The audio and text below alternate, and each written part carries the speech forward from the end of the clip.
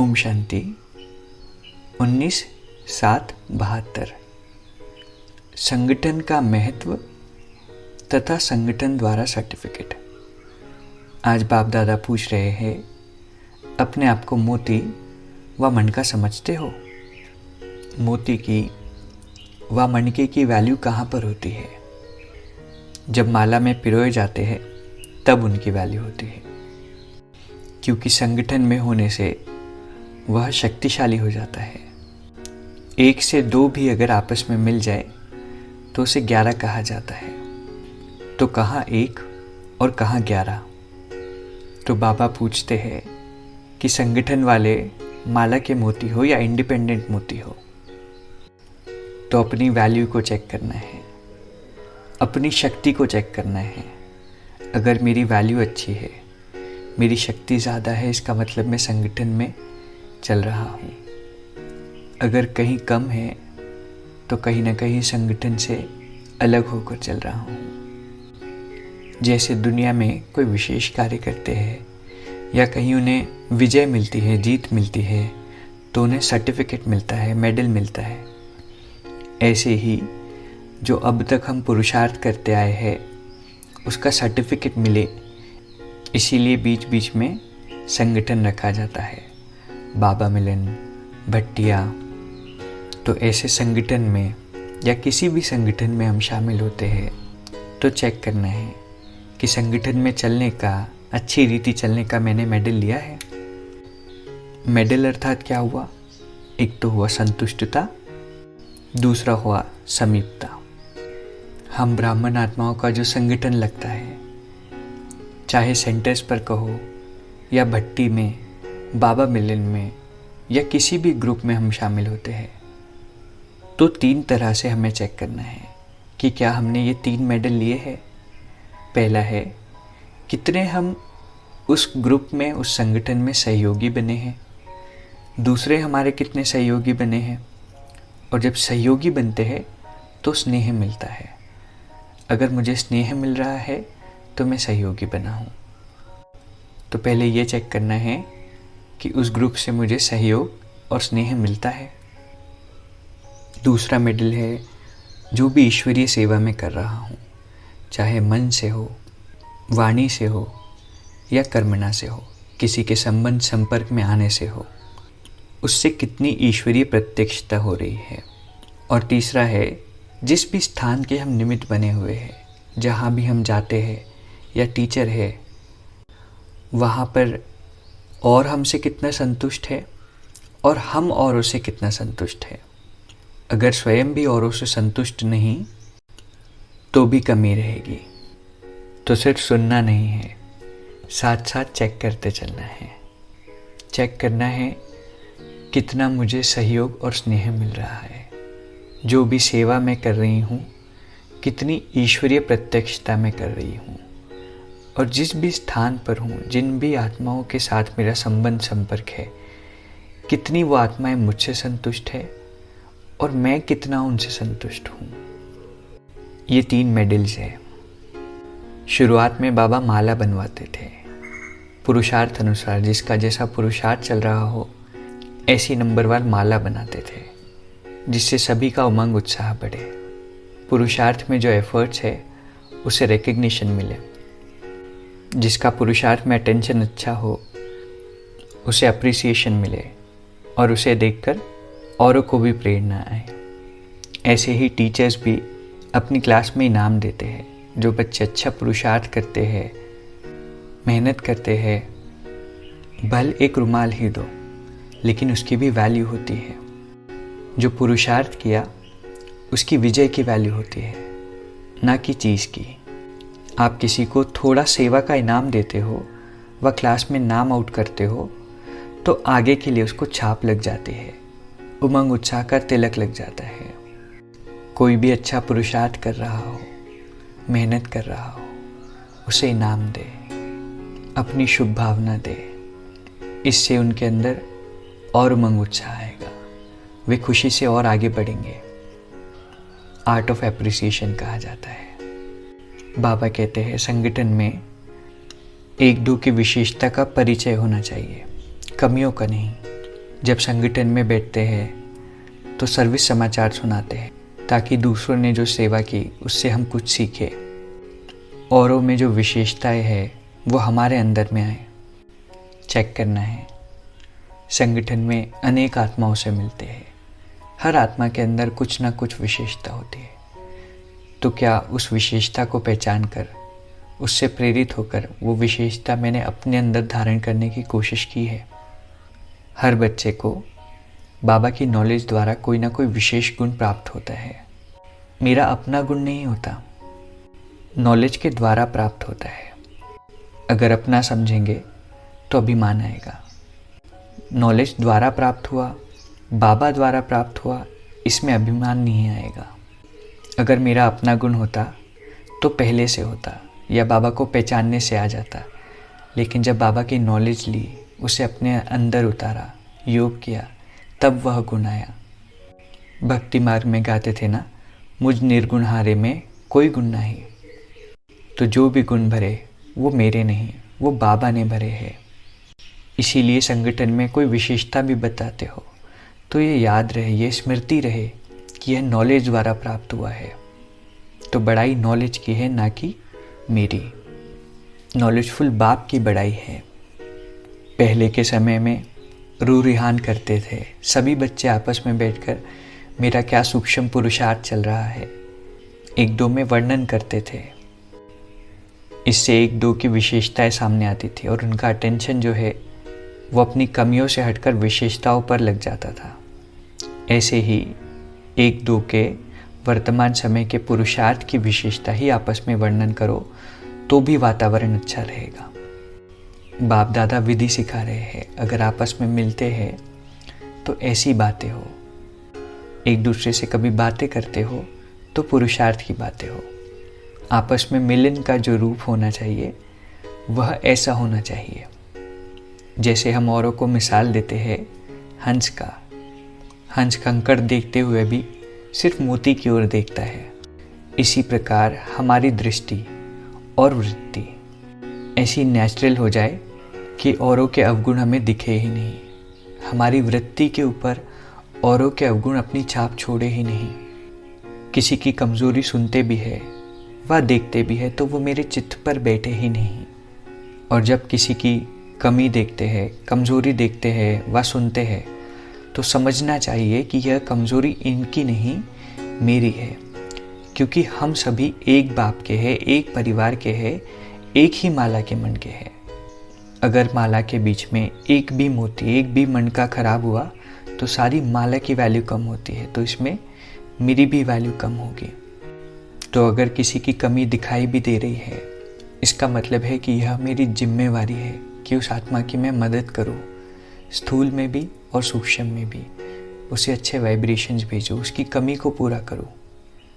जैसे जो तीव्र पुरुषार्थी होते हैं वो अपनी कमियों को जानते हैं, या जब भी अपनी कमी को देखेंगे तो बाबा के द्वारा बताई हुई युक्तियों के आधार पर फौरन ही उसको ख़त्म कर देंगे, कभी उसका वर्णन नहीं करेंगे। तो जब हम अपनी कमियों को प्रसिद्ध नहीं करते हैं, फेमस नहीं करते हैं, तो दूसरों की कमी का वर्णन क्यों करते हैं? सामने वाले की वजह से सेवा में वृद्धि नहीं होती, उसकी वजह से मेरे पुरुषार्थ में विघ्न आता है। बाबा कहते हैं अपने पुरुषार्थ को ठहरती कला में लाने के लिए, रोकने के लिए औरों की कमियों को अपना आधार बना लेते हैं और फिर रुकने की कोशिश करते हो। लेकिन वह जो आधार है वह फाउंडेशन लेस है, इट इज़ नॉट ग्राउंडिंग। कुछ समय के बाद वही आधार नुकसानकारक बन जाता है। इसीलिए होली हंस बनकर हर एक की विशेषता को ग्रहण करना है, कमजोरियों को मिटाने का प्रयत्न करना है। हमारे संगठन की विशेषता है, सभी देखने वाले, आने वाले, सुनने वाले वर्णन करते हैं कि यहाँ एक एक आत्मा का उठना, बोलना, चलना सभी एक जैसा है। तो जैसा बाहर वाले वर्णन करते हैं ऐसे चेक करो कि क्या हम एक दूसरे के समान हैं, हमारी कितनी मतें मिलती है, अंदर में मतभेद कितना है। अब उलझनों में, कारणों में नहीं फंसना है कि यह कारण का निवारण हो तो आगे बढ़े, कारण का निवारण हो तो सर्विस बढ़ेगी, विघ्न हटेंगे। बाबा कहते हैं अभी ये भाषा को चेंज करो। आप तो औरों के कारणों का निवारण करने वाली आत्माएं हो। और जब सभी कारण खत्म हो जाएंगे तो देह अभिमान संस्कार ऑटोमेटिकली खत्म हो जाएंगे। कई बार हम औरों के प्रभाव में आ जाते हैं।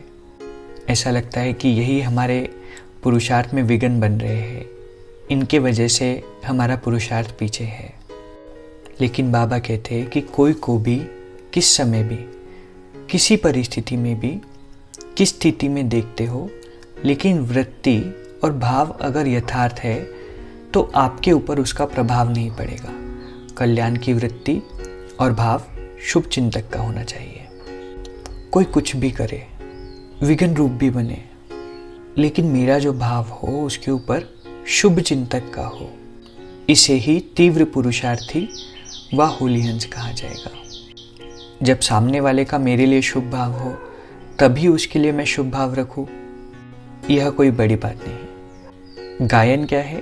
अपकारी पर भी उपकार किया, उपकार करने वाले पर उपकार किया, इस बात का गायन नहीं।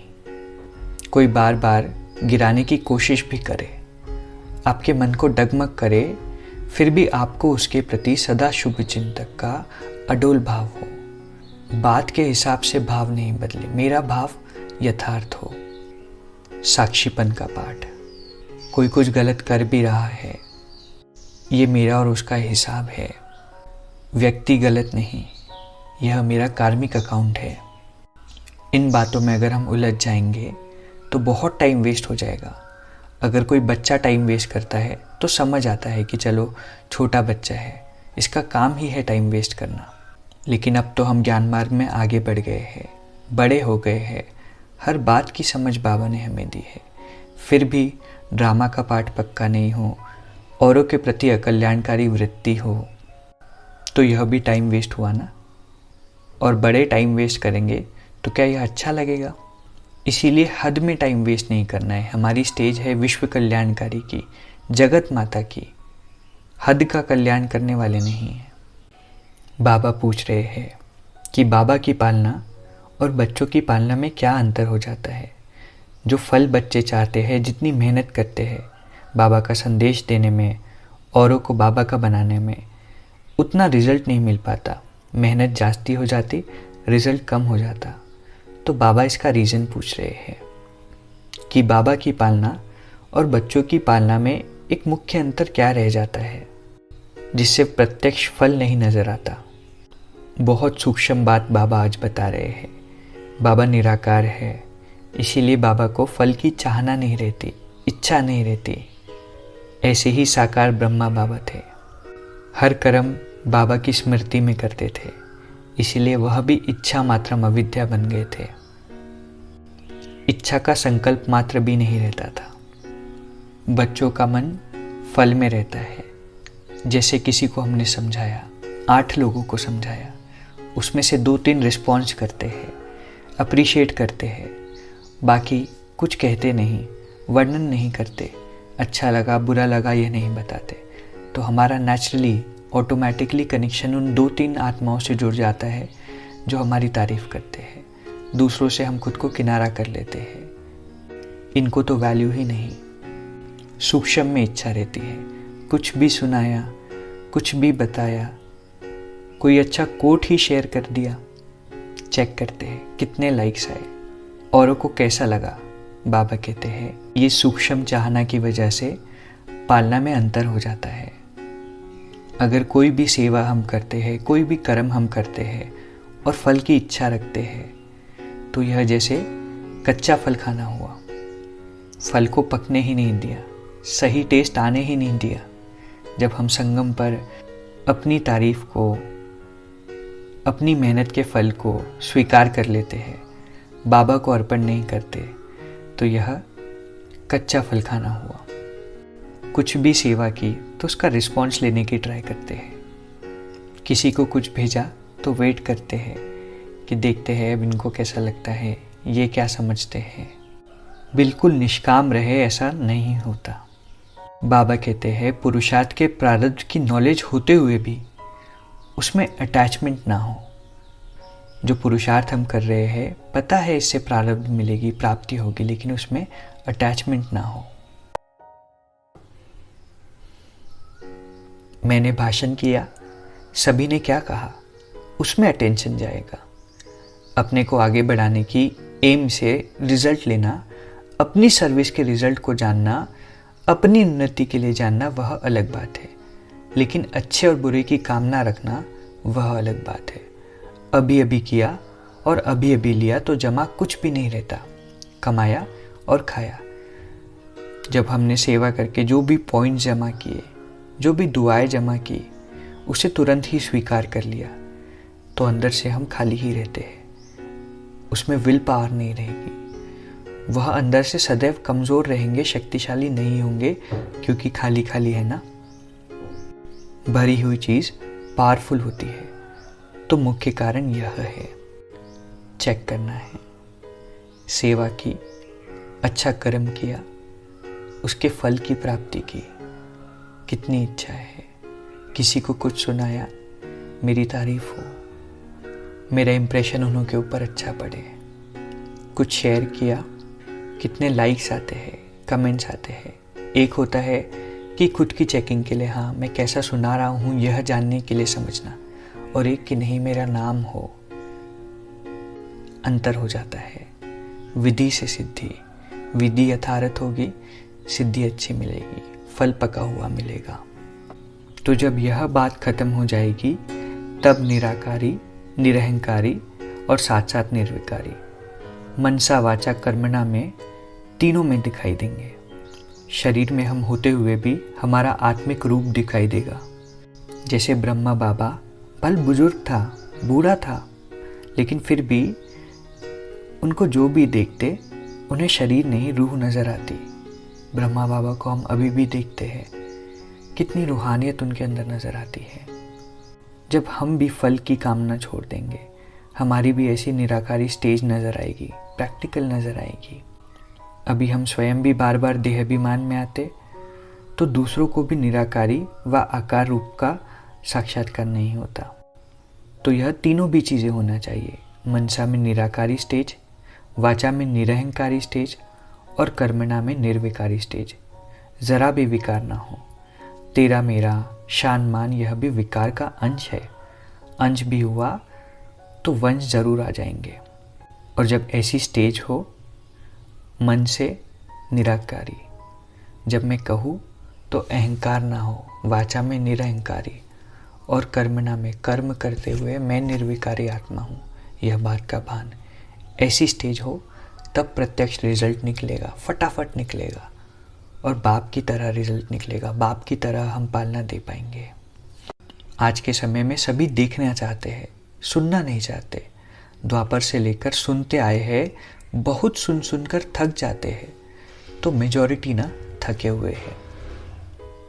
भक्ति मार्ग में भी सुना, नेताएं भी सुनाते हैं, तो अब सब कहते हैं कि कुछ करके दिखाओ, प्रैक्टिकल दिखाओ, तब समझेंगे कि आप कुछ कर रहे हो। हमारी चलन प्रत्यक्ष प्रमाण है। जो हम कहते हैं अगर उस पर हम चलते हैं तो यह प्रत्यक्षता है। कहने वाले बहुत है। बाबा चाहते हैं कि पहले हम उसे करें, पहले हम उसका स्वरूप बने, फिर औरों को सुनाएं। जब ऐसी प्रत्यक्षता होगी हमारी चलन से, हमारे कर्मों से, तो प्रत्यक्ष को कोई प्रमाण नहीं लगता, प्रमाण देने की आवश्यकता नहीं होती। तो अब प्रत्यक्ष चलन में आना है। बाबा चाहते हैं जो फ्यूचर है, आने वाली दुनिया है, वो अब हमारे फीचर्स से दिखाई दे, हमारे चेहरे से दिखाई दे। ऐसे प्रैक्टिकल मुझे ज्ञान को अपने स्वरूप में लाना है। ज्ञानी तू, योगी तू आत्मा बनना है, बाप समान बनना है। और जब ऐसे प्रैक्टिकलिटी मेरे जीवन में से रिफ्लेक्ट होगी तो सामने वाले को बोलना नहीं पड़ेगा कि विनाश होगा, परिवर्तन होगा।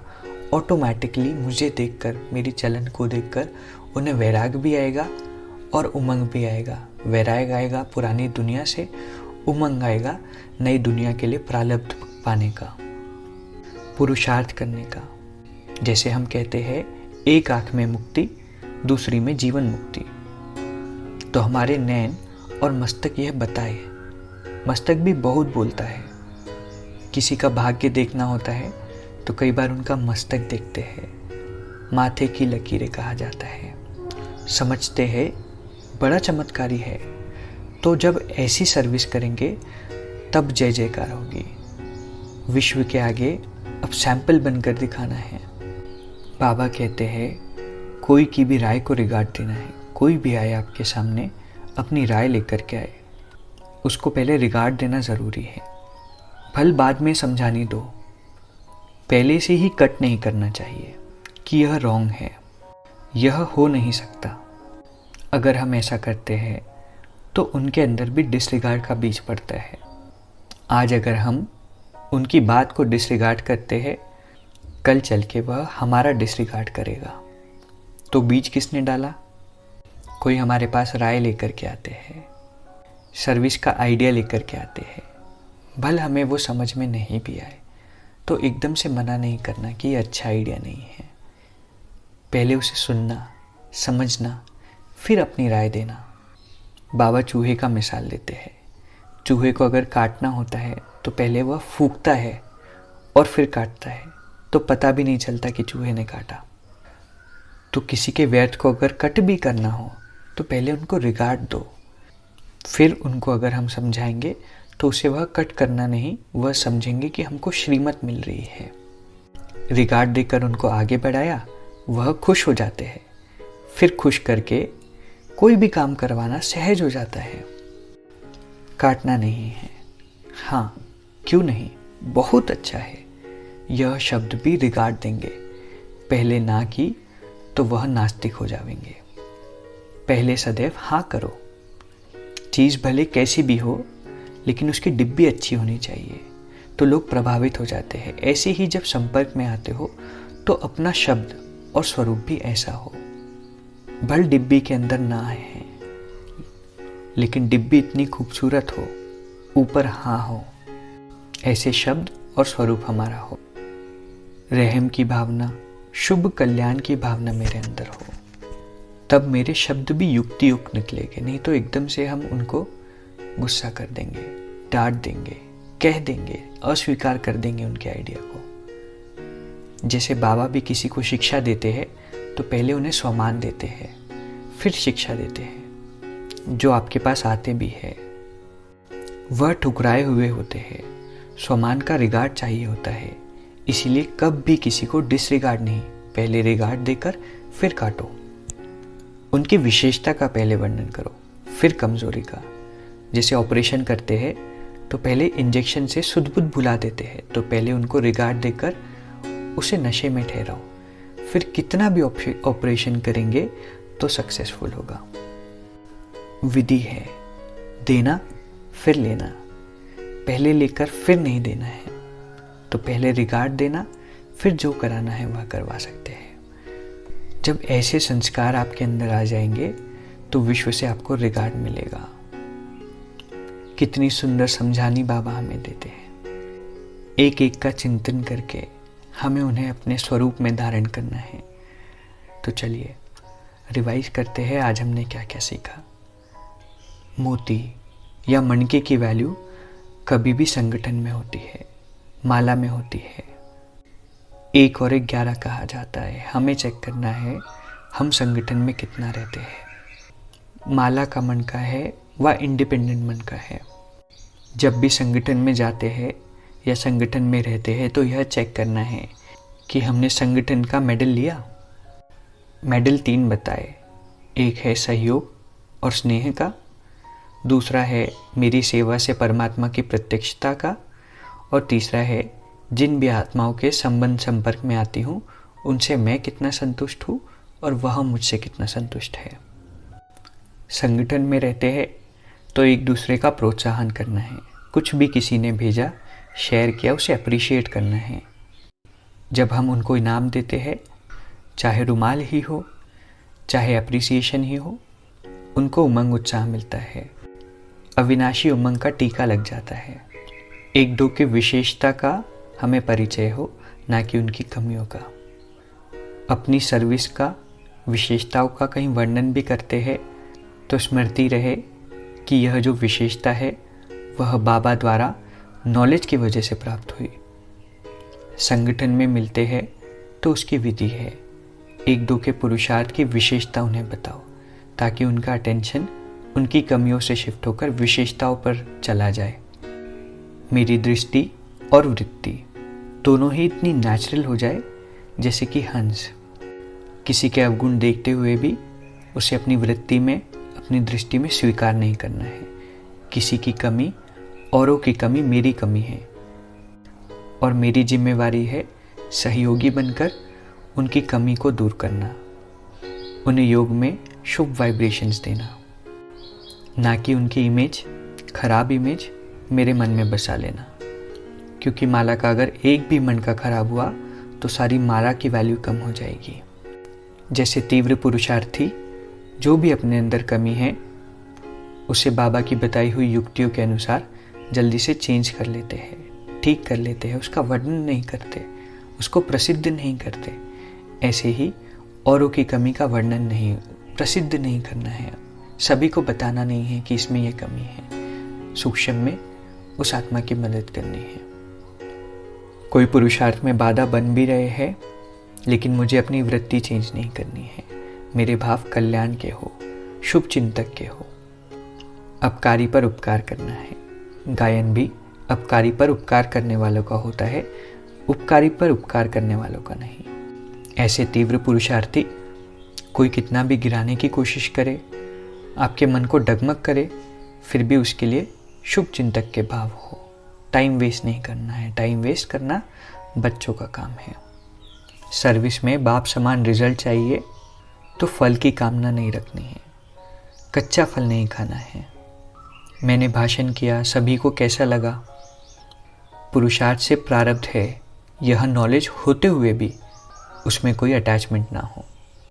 रिजल्ट का इंतज़ार नहीं करना है। अभी अभी कमाया और अभी अभी खा लिया तो ना विल पावर रहेगी और कमज़ोर बनेंगे, शक्तिशाली नहीं होंगे क्योंकि खाली हो जाते हैं। भरी हुई चीज़ पावरफुल होती है।